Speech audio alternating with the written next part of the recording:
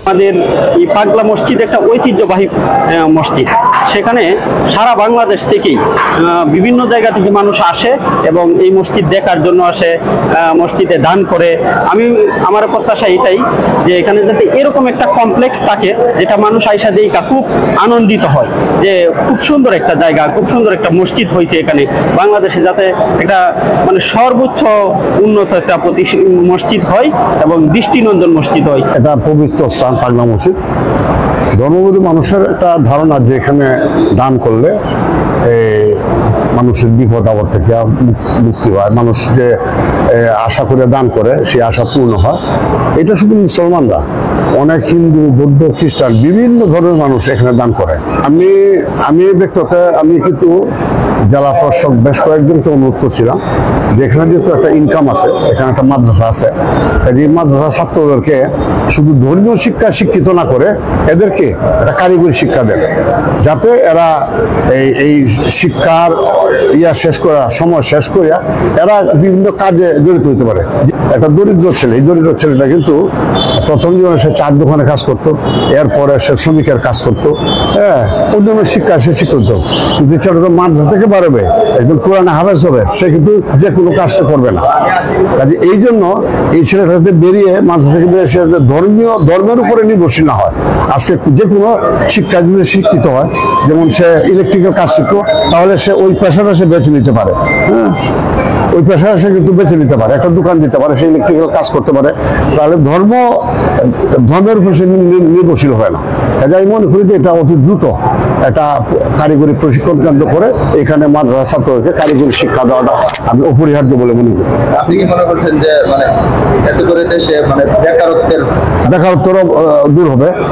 আজকে এই যে অনেকটা আমাদের যেহেতু এই বেকারত্বের হারটা বাড়তেছে এবং দেশে অনেক মাদ্রাসা, প্রচুর মাদ্রাসা, এই মাদ্রাসা ছাত্ররা কি করবে ভবিষ্যতে?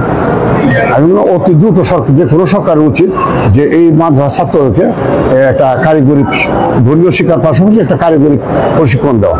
আমার মতামত, যেমন যেহেতু এটা একটা ইসলামিক প্রতিষ্ঠান, তো ইসলামিক ক্ষেত্রে যে মাদ্রাসার যে সন্তানরা আছে যারা এতিম, তাদেরকে তারা সেটেল করতে পারে, যে তাদের ফিউচারটা যাতে ভালো হয় এই দিকটা দেখে তারা টাকা পয়সা এখানে ইনভেস্ট করতে পারে। আমার মনে হয় যে এছাড়াও তারা যেই মাদ্রাসার স্টুডেন্টদের যে পড়াশোনার দীর্ঘ মেয়াদিটা এটা তারা বাড়াতে পারে এই টাকাগুলো দিয়ে, এটাও ভালো হয়। এটাতে তাদেরও লাভ হলো আর ওই বাচ্চাগুলোরও একটা লাইফ সেট হয়ে গেল। এত পরিমাণ টাকা পাওয়া যায়, এই অনুযায়ী আপনার কাছে কি মনে হয় যে আরো উন্নত হওয়া প্রয়োজন এই মসজিদের? হ্যাঁ, অবশ্যই আমার মনে হয় যে আরো উন্নত হওয়া প্রয়োজন, কিন্তু হয়তো আমরা তো আর ভিতরের ঘটনাটা জানি না, টাকাগুলো কিভাবে ডিস্ট্রিবিউট হয় এটা তো আর জানি না, কিন্তু তারা চেষ্টা করলেই পারে যাতে মানুষ আরো আকর্ষিত হয় বা এই যে স্মৃতিটা আছে আমাদের, এটা যাতে অনেকটা বছর লং লাস্টিং করে, আর আমাদের পরের প্রজন্ম যাতে এটা দেখে অনেক কিছু শিখতে পারে, জানতে পারে। এখানে প্রতি 3 মাস অন্তর 7 থেকে 8 কোটি টাকা পাওয়া যায়, অনেক টাকা আছে। তো সেক্ষেত্রে নতুন বাংলাদেশ পেয়েছেন, আপনি নতুন প্রজন্মের একজন, আপনি কি প্রত্যাশা করেন যে কর্তৃপক্ষের কাছে এই টাকা দিয়ে বাংলাদেশের জন্য কিছু করার আছে কিনা বা কি করা প্রয়োজন? হ্যাঁ, এটা একটা ভালো কোয়েশ্চেন। আমার মনে হয় যে এখানকার যে প্রয়োজনগুলো ওগুলো মেটানোর পর যদি কিছু টাকা থাকে, তাহলে তারা অবশ্যই একটা বৈঠকে বসে দেশের জন্য কিছু করার জন্য টাকা দিতেই পারে, এটা স্বাভাবিক। হয়তো তাদের কাছে এই ব্যাপারটা ওরকমভাবে যায়নি, কিন্তু গেলে ভালো হয়, কারণ আমরাও চাই হতে পারে পুরো দেশে না, তারা এই আশেপাশে কিছু একটা করুক বা মানুষকে সাহায্য করুক, এটা করতেই পারে।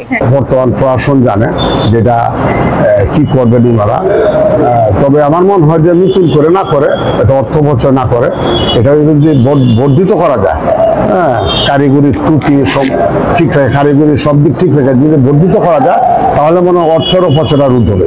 আবার এটা ভেঙে নতুন করে করা মানে অনেক অর্থের অপচয়। দরিদ্র দেশ এই অর্থটা অপচয় না করা ভালো আমি মনে করি।